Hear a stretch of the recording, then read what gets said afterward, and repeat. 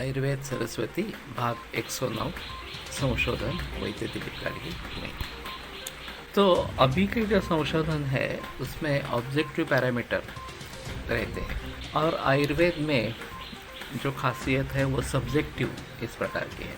जैसे कि आयुर्वेद की नाड़ी परीक्षा है, ये एक अनूठा वरदान इस प्रकार का है, लेकिन जिस परंपरा में आपने नाड़ी सीखी होगी उस परंपरा के अनुसार आप देखते रहेंगे और उसके अनुसार आपको ज्ञान होता होगा।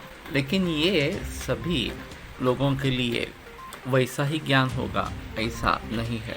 तो सब्जेक्टिव होने के कारण यह व्यक्ति पर निर्भर इस प्रकार का हो जाता है और सभी के लिए उपलब्ध नहीं होता।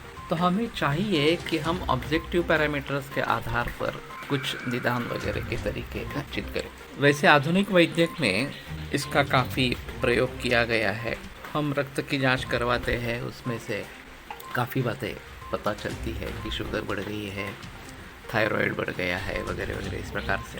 और ये व्यक्ति निरपेक्ष है, लैब में टेस्टिंग होता है इस प्रकार से।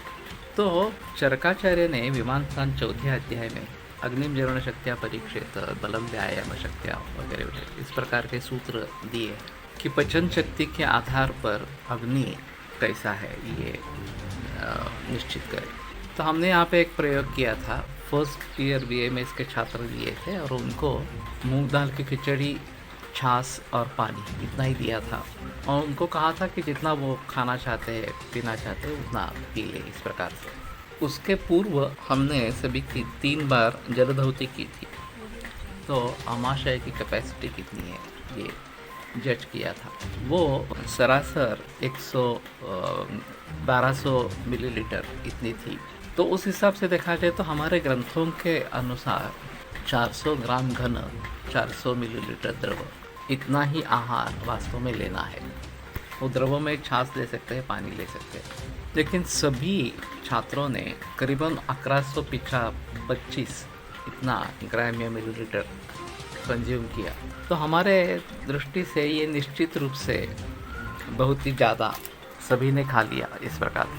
तो ये ऑब्जेक्टिव पैरामीटर हो गया अभी कि कैपेसिटी कितनी है, खाया कितना गया है और फिर पचन होने में कितना समय लगता है। 3 घंटों में वास्तव में पचन होना आवश्यक था। किसी का भी पचन 3 घंटों में नहीं हुआ।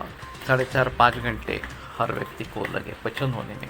और पहले पचन होना है और फिर बाद में या क्षुधा की अनुभूति होनी है तो फिर आगे का आहार इस प्रकार का ले सकते हैं। तो ये जैसा अनूठा प्रयोग इस प्रकार का रहा, उस प्रकार से अगर हम प्रयोग करेंगे तो इसमें ऑब्जेक्टिविटी आ जाएगी और फिर उसके आधार पर सभी के लिए एक जैसा इस प्रकार का रिजल्ट मिलेगा।